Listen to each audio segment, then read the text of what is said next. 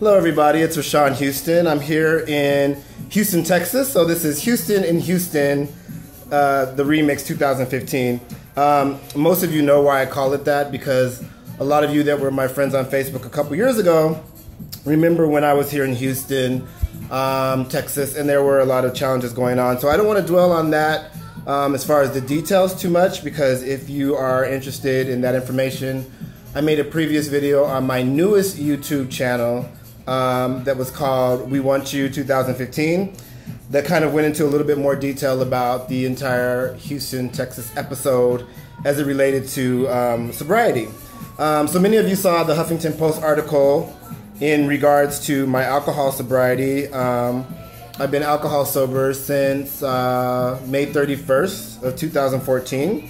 But we are going to do a follow-up story in the Huffington Post as far as sobriety as it pertains to other substances, because that's a whole different sobriety story. But I don't want to really focus on the details of that either. What I want to do today is introduce you to someone who is a really good friend of mine. Most of my friends that I've known for 10, 15, 20 years or more. I have a lot of really long-term friends.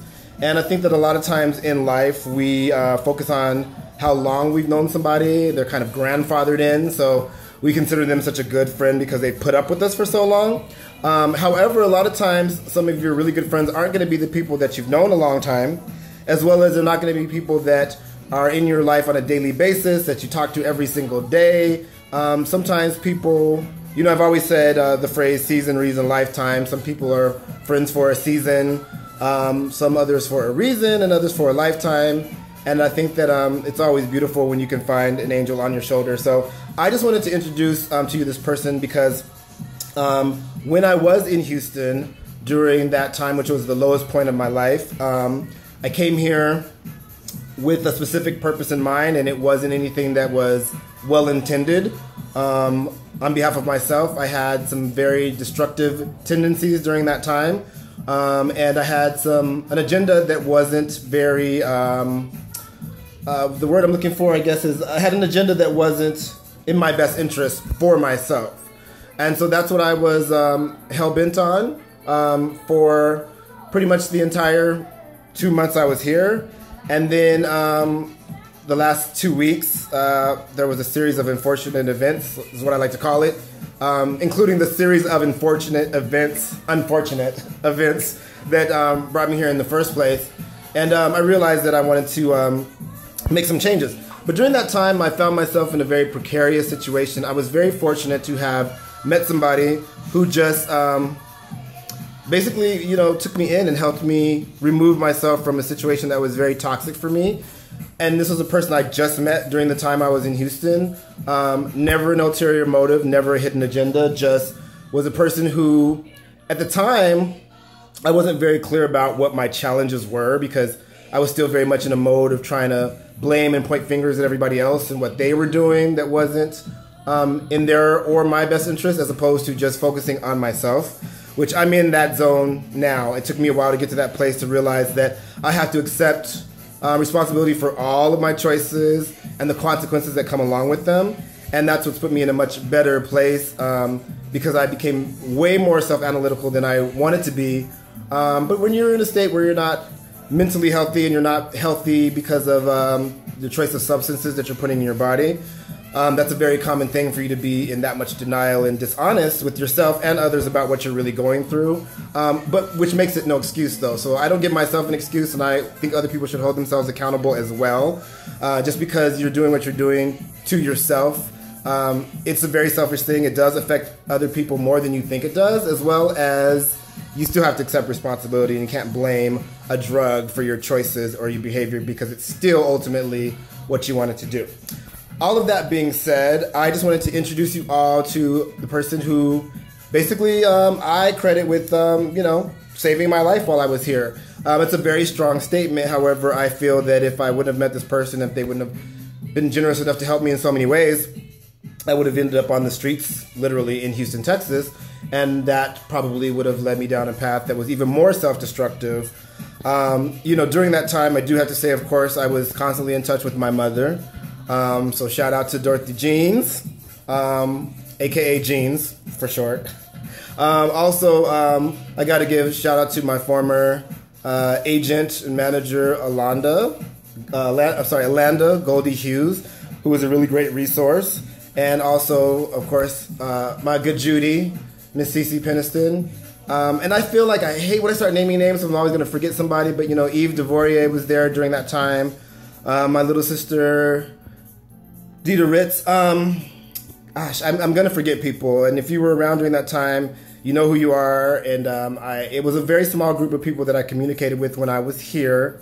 Joe Van Tellingen, who actually lives in Houston, was also a great sounding board during that time. The Honeycuts, Vanessa and Justin, Karina, Baca Valentine. Gosh, I start naming names and it's like so many people. But these are the people that I was able to call or would call me and check on me during that time. But there was only one person who was here in person in Houston that was actually physically present for me during that time.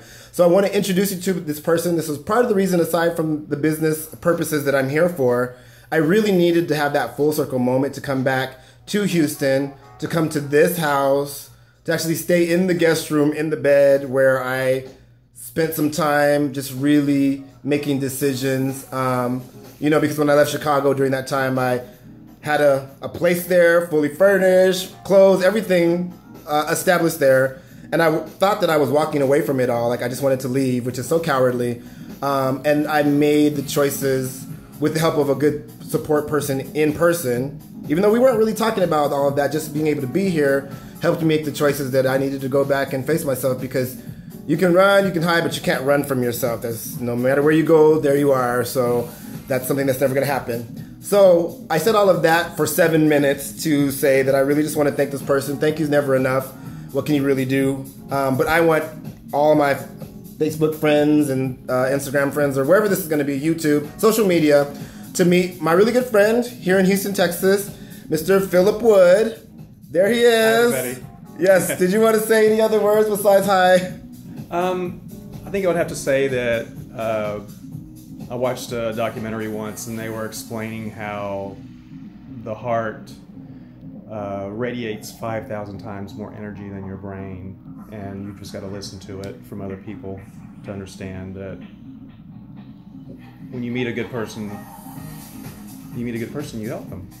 Wow. So that's what I did. Wow. Well, I really greatly appreciate it. You know that. I mean, I can't say much more, but this is someone who's, you know, a really good friend. And I guess my moral of the story to everybody is, you know, sober life rocks. It can be challenging at times. You know, lately especially, it's been really, the things that I like have been really accessible to me, but I choose to not let myself go down that path. And, you know, it's still a work in progress. It takes time. It's personal choice. I don't, you know, advocate for everybody in the world should be sober. It just is something that's working for me. And the output speaks for itself. I think I've done some really wonderful things since being sober, which I'm very proud of. But the moral of the story is that if you're going through whatever storm you're going through, when you're at your lowest point, like I was back in Houston, Texas, almost 2 years ago, and this is my first time coming back, so it's a full circle moment, because I want to close this chapter of the story. Like, after this video, I don't feel like there's anything more that needs to be said publicly about the Houston, Texas episode, the previous one, because now it's Houston in Houston 2015, the remix, which has been a wonderful trip this weekend. Thank you, Houston, for always showing the love. So this will be the last time I speak about it publicly, but if anybody wants detail, or if it's going to be helpful to them on their journey, or anyone they know, I'm more than happy to discuss it privately. But I'm closing the chapter on that part of Houston. Houston has become one of my favorite cities in the world. I can't wait to come back here again. I really don't want to even leave today because I love it so much. But, you know, I accomplished what I came here to do personally and professionally. So thank you once again, Billy. I appreciate you so much. And thank you all for watching. Again, I apologize for not posting in a while, but I've been busy. So if you keep up with me and you follow me and you show support, I love you for that. But as you know, I'm busy. Okay, as Busy Drag Queen would say. If you saw that, I have a video about that too that I made. So subscribe to my YouTube channel. I know there's 3 and it's confusing, but the most recent one has a picture of me, and it's a picture where I'm sitting on the floor in black one of my promo shots. The other ones don't have any personal pictures. So if you're looking for my YouTube channel, the most recent one, they all say Rashawn Houston. Actually, one's Rashawn Houston Music. That's the oldest one, and then I can't remember the second one, and then there's one that's just Rashawn Houston. So it should be easy to find. And I'm going to post this video from that page, so you should be on it. So go ahead and subscribe and check out some of my monologues and some of the other acting-related things I have on there, because that's typically most of what's on that page. A few concerts from this year. And then just stay tuned. I mean, I'm very focused on Preview Models at the moment, and It's So Unique by Cece Peniston. But I do have a couple web series. Kingdom City, the second screening is August 30th at Harper Court Theater in Hyde Park in Chicago. I didn't see it the first time, so I haven't even seen my part in that show, but I would love I'll be in town for once, so I'd love for you all to join me August 30th for the Kingdom City second screening, as well as Oh No He Didn't is coming out, the feature film, as well as Death Did Us Part, feature film is coming out soon. And I feel like I'm missing something, but I'm still focused on some upcoming acting roles that I have yet to film, as well as music is still on the horizon. People keep asking me about that. You know, Be With You is a big song earlier this year that's kind of getting a second life. Masters at Work was playing it in Ibiza this weekend, last weekend, and it aired on the BBC radio show just a couple days ago, so that was awesome. So, you know, I feel like the music is still viable. I just have to, you know, you have to be inspired. Music's a different type of creative process. But certainly, I will be singing until they pry the microphone out of my cold, dead fingers, so don't worry about that. There'll still be music coming in one way or the other. I appreciate all your support. Thank you for your support. Subscribe to my YouTube channel. Like my Facebook fan page. There's an acting page that's starring Rashawn Houston. The music page is just Rashawn Houston. It's two separate fan pages, as well as Preview Models fan page, and It's So Unique by Cece Peniston. And you can follow Marvin Cortez on Twitter. He doesn't do Facebook, in case you're wondering, and Instagram. I also have Instagram. I think you guys know all that stuff already. But anyways, thank you. Before me there was none, and after there will be no other. I remain RH. Ciao, ciao.